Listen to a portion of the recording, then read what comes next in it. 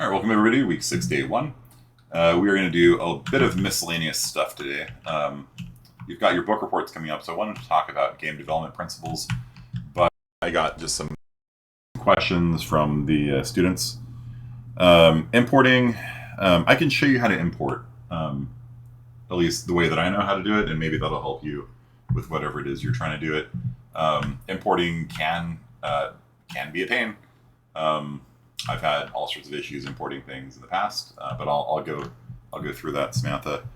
So there was a request to show how to do zombies with no variable, I guess, with no thing. So what do we got here? Zombie BP, and then we'll open up zombie brain. And so the zombie brain is connected to the zombie BP by clicking here. So in the zombie blueprint, click here. And then over here, you see auto-possess AI when it's placed in world or spawned. That you have to change. It's by default placed in world, but you want it to be auto-possessed when spawned as well. And then set the AI controller class to be zombie brain. And then that, when the thing's turn to move comes up, it calls the brain, and then the brain will tell the zombie where to move. And so there's like this connection between the two of them. And what I did here was, this is how you get the zombie you're attached to. You say get controlled pawn, target itself. And so when you're on the brain, this gives you your body. And so what I'm doing is I dragged this to cast to zombie BP. That's the name of my blueprint. You might have called it something else. And then I right-clicked and chose promote to variable on it. And that set a variable. If you don't want to do that, you don't have to do either of these technically. You can just call get controlled pawn every time and cast it to a zombie BP every time, and you can call get player pawn every time and cast it to a third person character every time. So what that would look like is down here, rather than our body, this would be copy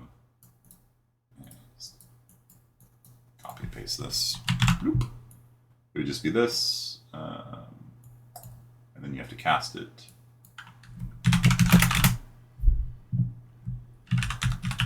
Zombie BP, and then you'd need to hook that up, and then basically out of that it would go into here. Okay, so you'd have to hook up the white pin. Like, I'm not going to redo it because I like my blueprint as it is now, but basically the white pin would come out of here to here and then into there, and then this as zombie BP thing will come out here and go into here, and then you'll grab the I location from it. So if you don't like having the variable called our body, you can just do it every time. It's not very efficient though, and it does look cleaner if you just have the body saved as a variable and have the main player saved as a variable as well. This of course won't work if the player is like deleted and respawned, but that causes all sorts of problems as it is. So my advice usually is when the player dies to just reset them back to the starting point, rather than like deleting them and trying to recreate them, because there's all sorts of like wonky issues that come out when you delete essentially the main program for your game. So this should be fine. It also won't work if you have multiple players in the game. If you have multiplayer, this is only going to get player 1, player 0, and so it'll ignore everyone else. You need to make that maybe into an array. If you're going to get every player in the game, I don't know, but we're not going to do multiplayer. Multiplayer is a pain. Multiplayer is a massive pain, by the way, in Unreal Engine. Unreal Engine does a lot of things well, and it does a lot of things poorly. And multiplayer is one of the things it does poorly, especially if you're trying to do it in blueprints. It's a lot easier in coding. The blueprint support for multiplayer is just, it's really bad. I mean, if you look at these things like, if you look at these things, like they'll say like,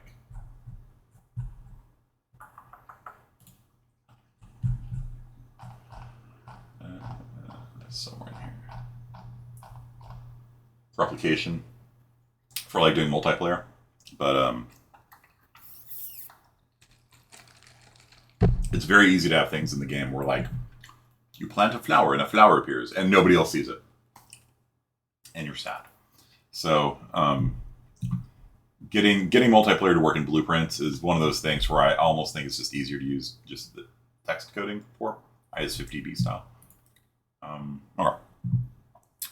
I like to do it the better way, but it causes runtime errors with access none. So if you're getting access none, that means you are not setting these variables properly. So you probably have a variable, you're not setting it. So make sure you have the set.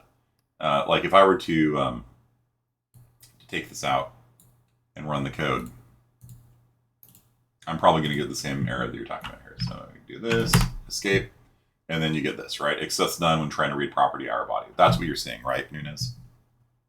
You get this over and over again. Yeah. Yeah. And so the reason for that is because you need to set the variable. And this needs to be in begin play, and that needs to happen before the event tick. Set bomber body. I can't really read that. Bomber body. Set enemy body. Event begin play. You just created a comment. Your comment says comment. Okay, and then maybe down here, are you using the same variable? Like make sure the variables are the same variables that you set. I don't know. You might get that. I don't know. Yeah. Just make sure that these variables are the variables you create up here. Okay. Yeah. Bomber body target. Sorry, you're making it right.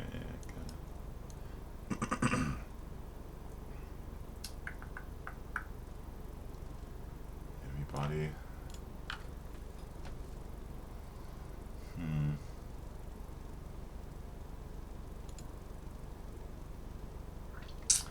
Yeah, I don't know. I mean, it looks right. I mean, I need to maybe in a little bit you can stream and we can like maybe go through it. We can figure out what's going on with it. Your code looks the same as mine, so. But it does not like it. You had the same problem with the HUD. Yeah. Yeah. Why don't you stream it a little bit? But you know, the basic. If you're seeing that error message, it means you're trying to read a property on something that isn't set. Like if that variable is not set, you get all those error messages. So that's a common problem people get. So I'm just going to need to like kind of walk you through it and debug it. And then Samantha had a question about importing FBX files, and then somebody else had some questions, right?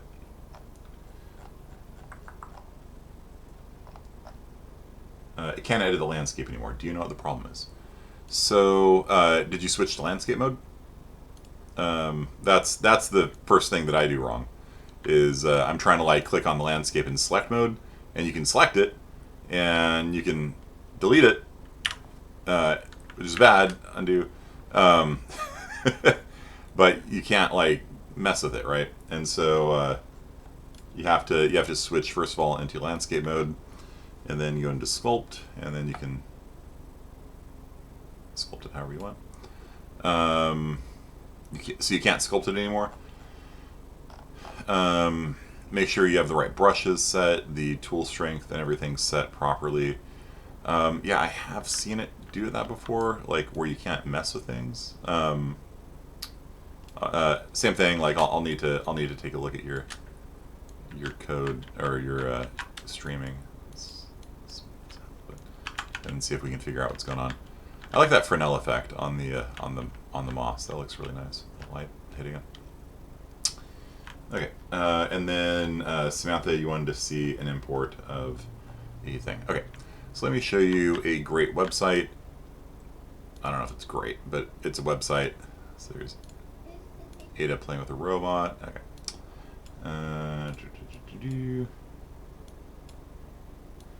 Okay, and the website is called Mixamo.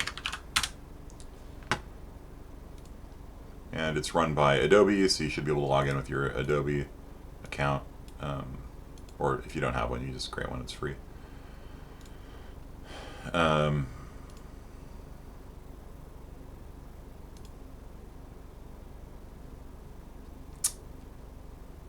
Okay. And so, this is a website where you can get free characters and free animations. And even better than free animations, you get free animation packs. Okay. So, first thing you're going to want to do when you do Mixamo is click on characters and find a character. Have I done this with you guys? I know I did this over the summer, but have I shown you this website yet? Like when I teach summer session and then the real life or the regular session, I get like these weird senses of deja vu. Have you seen the site yet?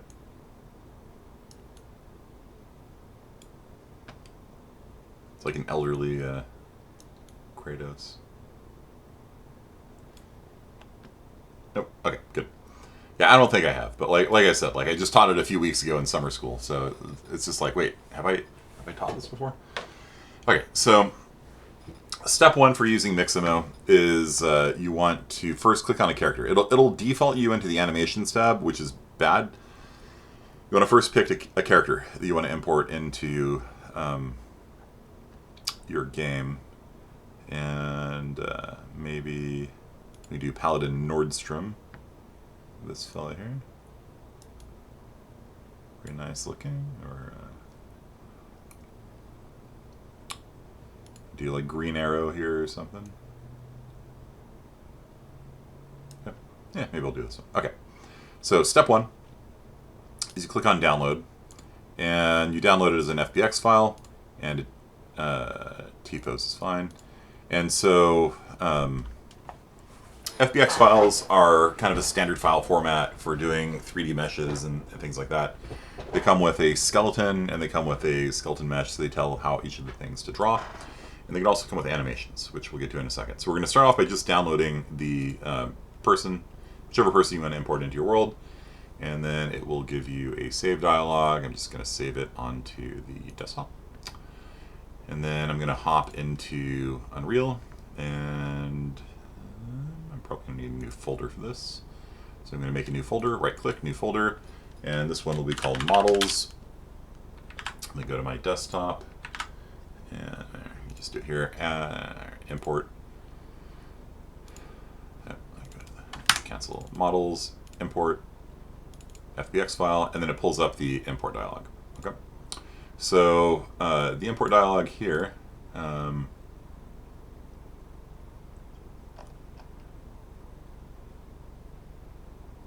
should come with a mannequin, but it's not that one, I don't think. Let's just do that. So let's leave it as the default and see what we get. So there's a lot of options here. There's, like I said, importing files is one of those things that causes problems for a lot of people. So I'm just gonna hit import, and we'll just see what we get. Okay, and always on top is broken again. Fantastic. Never change. No smoothing group is found. That's normal. You can ignore that. It's not really a problem. So there we go. My face exists again. Okay, so now we've got the. Oh, no, my face is gone. Why does it do that? I don't know. Okay. So you can see over here that it imports a few different things. It imports the skeleton. Okay. Oh my gosh.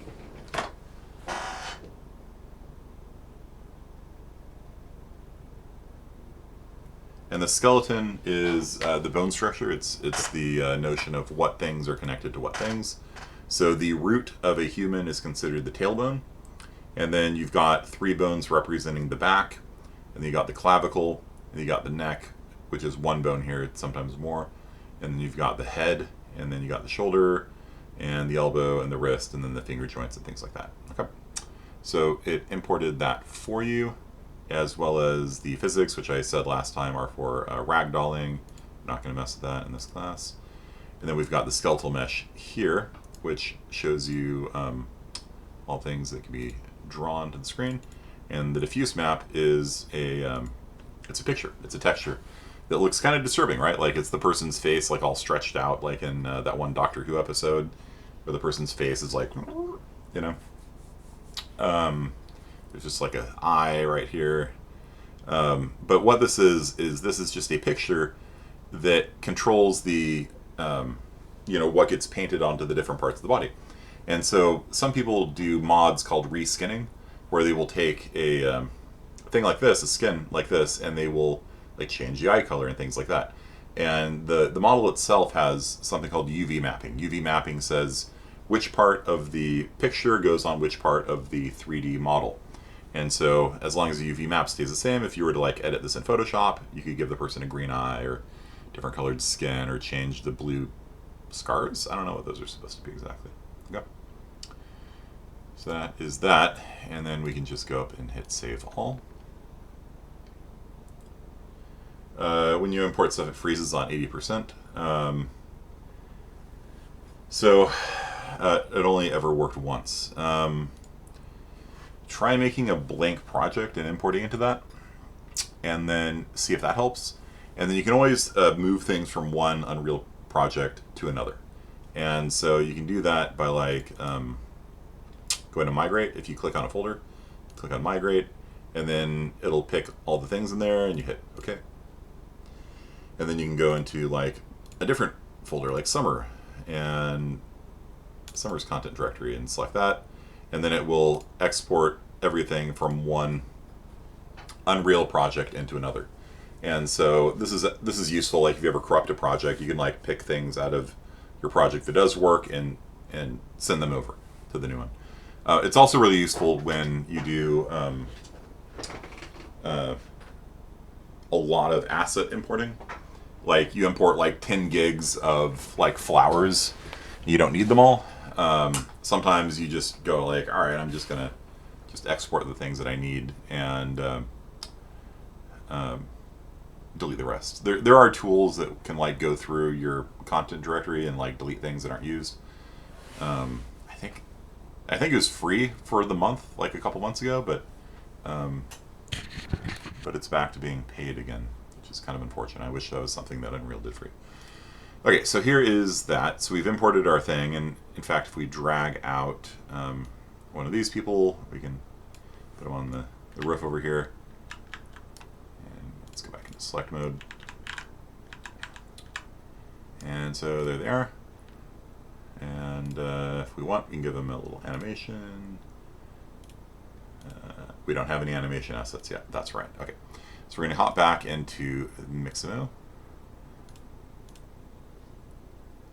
This guy's set to be like always drawn on top. I don't know why it just like does that randomly. Let me just close out of that because I can't see Mixamo now. Okay, so once you've got your model imported into Unreal Engine, then you can come up into animations and you can find some animations for it. And so you can mix any model with any animation, and it'll show you kind of like what it looks like. So, or it should. I don't know what's going on here.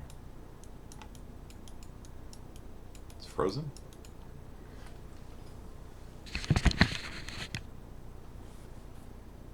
I'm out of focus. Hello?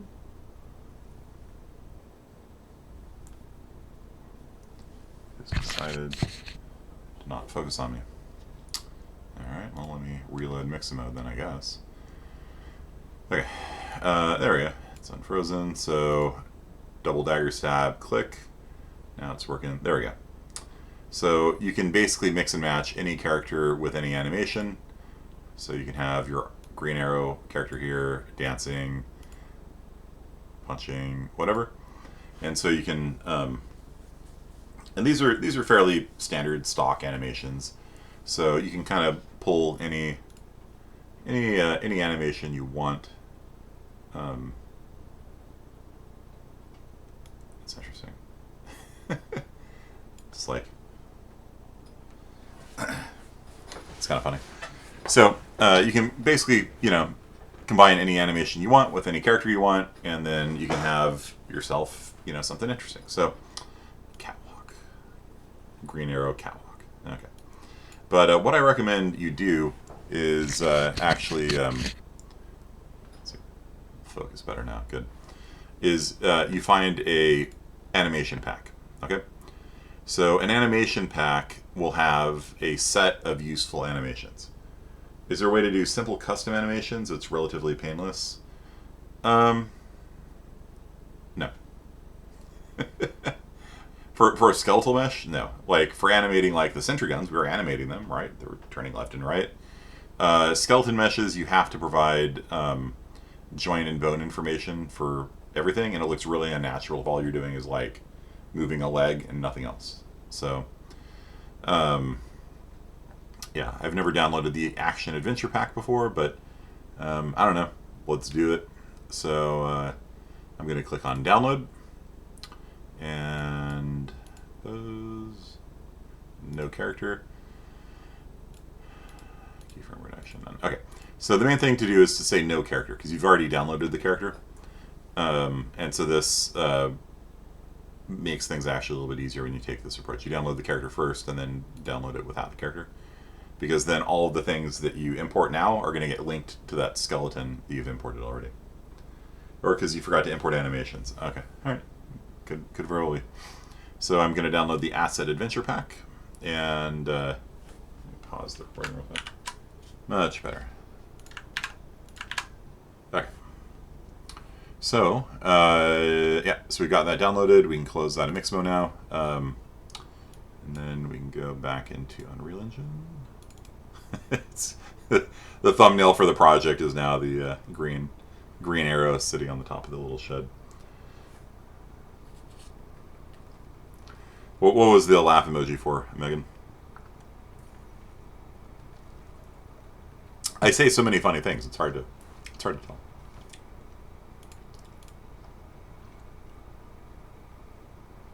No. Fair enough. Okay, there we go. Look, it's not on top now. Cool. Turn it off, turn it back on again. There you go. Okay, so come back over here. And I'm going to go to import. And I am going to... Where are you? Oh, it's in a zip file. So let me...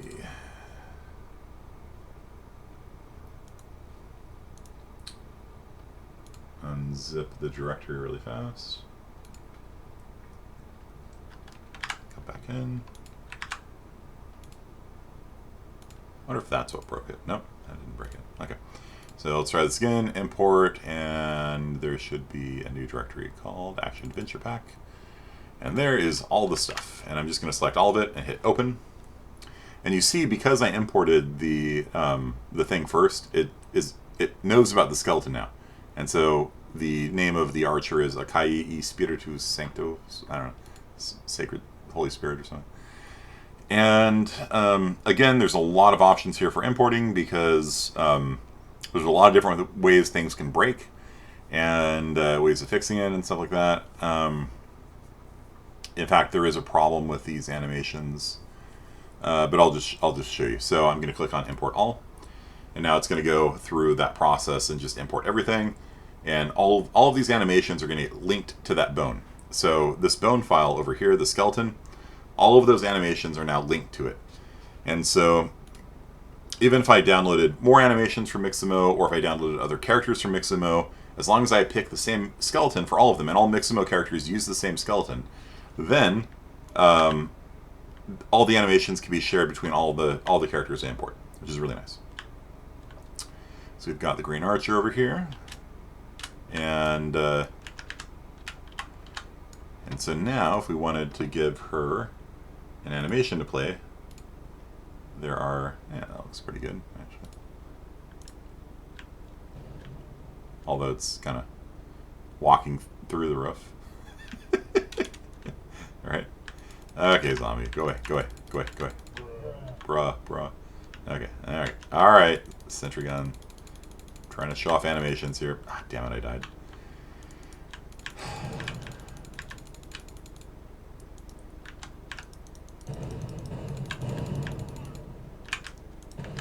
Dang it. Just let me show the animation. Okay. So you can see what's going on here. The character I placed on the right side of the roof, and then it's playing the animation over and over again. But there's an issue, which is that it doesn't look good, right? The animation actually moves the character away from the origin, the local origin. You know how there's a world origin, which is the Velociraptor up there? There's also a local origin, which is that spot on the roof right there where it was originally placed, that white dot right there. And animations can actually move characters away from the origin. And so that creates a problem where it has, and then it snaps back, and then it goes out and it snaps back.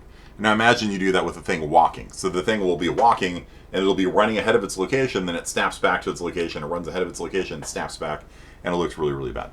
So, so that's something we can fix in post-production. So now, though, let's just look down here. We've got all these different cool, like, got all these cool little, like, animations and stuff like that in there. And if I double-click on the skeleton, you'll see that the skeleton has the skeleton tab, where I can like mess with the skeleton. It's got the physics tab. It's not the physics tab. Is that a physics tab? It's the... Okay, there's a skeleton. And then it's got the animations over here. And you can sit down here on the right, and you can look at all the different animations that can be attached to the skeleton. You see how all of them are like moving away from the origin? So one thing you can do is you can come over here and go to enable root motion, and then what happens is the root moves with the animation. Okay, and then you hit save.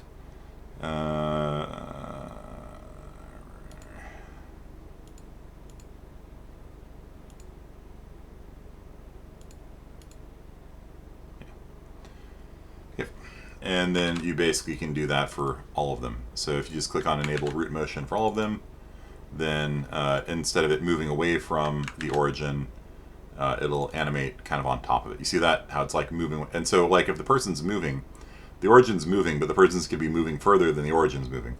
And so if you turn on enable root motion, then you just have them kind of like walk in place. Falling idle.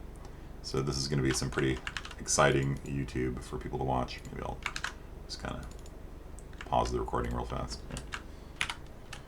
There. And then, here we go. Force. There we go. Alright, so now we've got all of these things set with enable root motion on. And save. Okay, so there's a few different things that can be said here. Let's see. Guess we'll just close you and close you and close you. Okay, so if we just hit play now, you will see that the person is no longer like walking through the roof, right?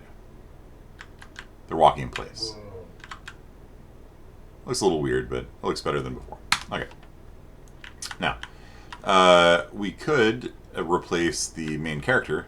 The main character is a mannequin right now. We could replace the main character with, you know, something like this.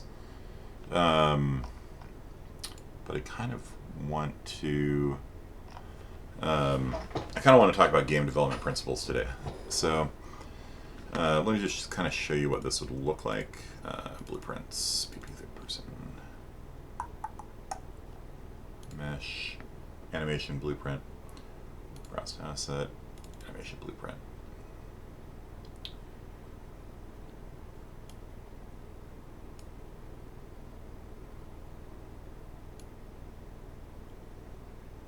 Manny, okay. Okay.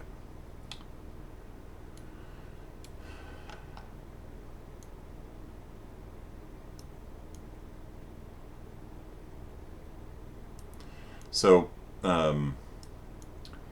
what happens here is every time you take a step, every time you take a frame of an animation, it first checks to make sure that you're actually attached to something that exists, and then it's going to set a variable called velocity, or actually, sorry, it's getting the velocity of your movement component, and it is setting a variable called velocity, and setting a variable called ground speed. And then this is going to be used, let's see, in the state machine.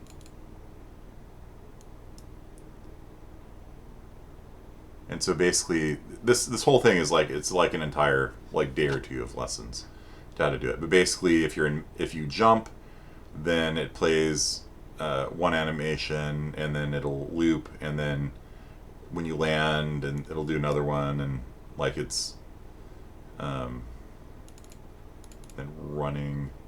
Let's see. It should move. Not should move. Walk, run. So it grabs the ground speed and then goes into that, and then okay. So and this is a blend space where like the faster you move. Okay. And then it produces like this is like a day or two of class, and I don't necessarily want to like really get into it today until we can do it justice.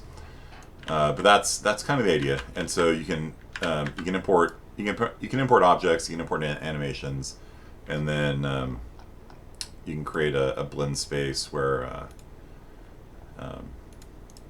I guess I can show you that much at least.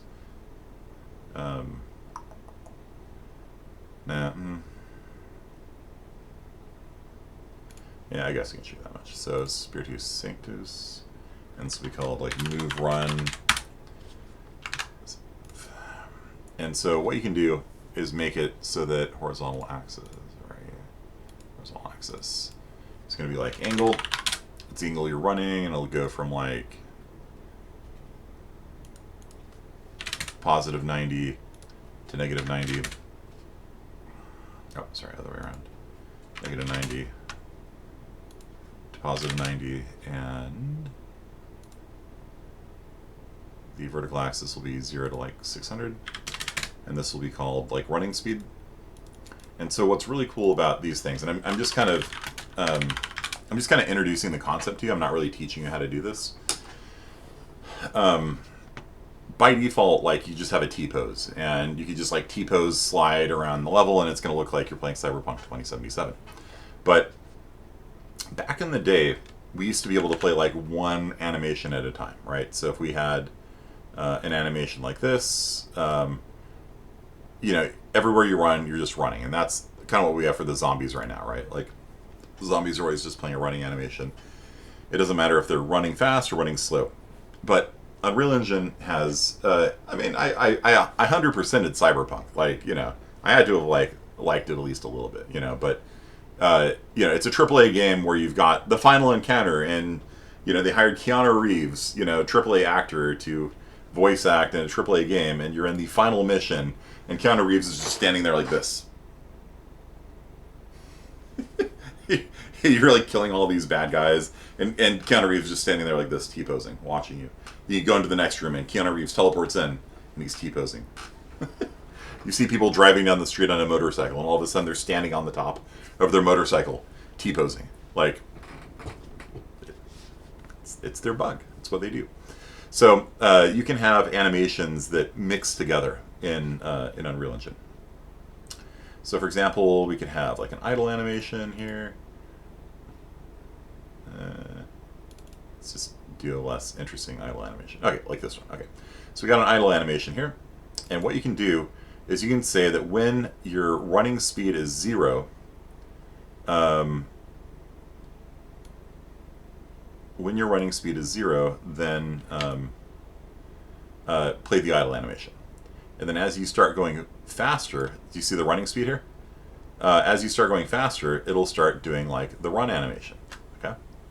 And the run animation I'm going to put all the way up here. Angle 0. Come on. 0. Okay. So basically, if I'm stopped, it'll play the idle animation. Then as I run faster and faster and faster, then it'll start doing like the run animation. Okay. And I can add another node on there for like walking. So like at speed 100, I am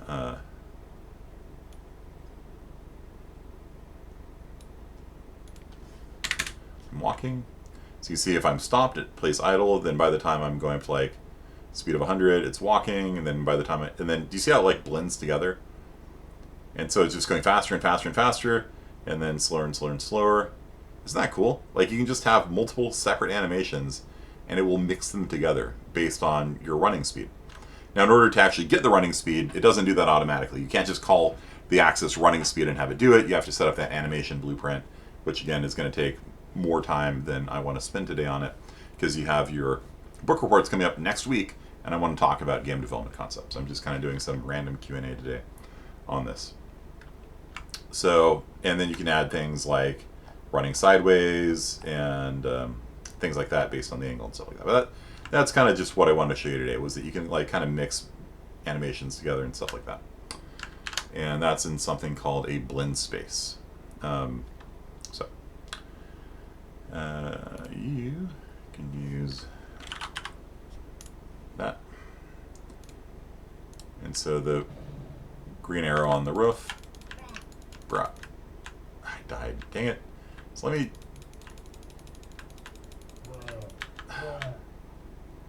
play the game. Get off me. And so it is currently, oops, it is currently using that blend space that I just created there. But because, oh my gosh, I'm slipping and sliding all over the place. Because I don't have an actual blueprint that's like feeding in any information, the speed is considered 0. And so you can see it's just playing the idle animation. But if you have a blueprint that can do things like we saw on the mannequin, where it's like getting your current speed and feeding it into the blend space, then the animation would dynamically change as this character was moving faster and slower. Right now, all of my zombies are simply running at full tilt, left and right. You know what I mean? Like this guy's, see how he's always playing full speed run? But you can have a more intelligent animation on the thing where like when it stopped, it's like this. Like actually just look at the mannequin animation, right? So like when you're stopped, it's stopped, and then like as you start moving, like the animation just gets faster and faster. Right? And so it automatically blends the animations together. So that's pretty cool stuff. So that's a little Q&A for today. Okay, so let me just stop the recording here, and I will start another one for the game development principles, because I'm not really sure if I need to upload this, because it's just kind of like some random stuff, but I don't know, maybe I will. But if you have any other questions about Unreal, just let me know, and I'll answer them. So let me bail out of here and start a new recording.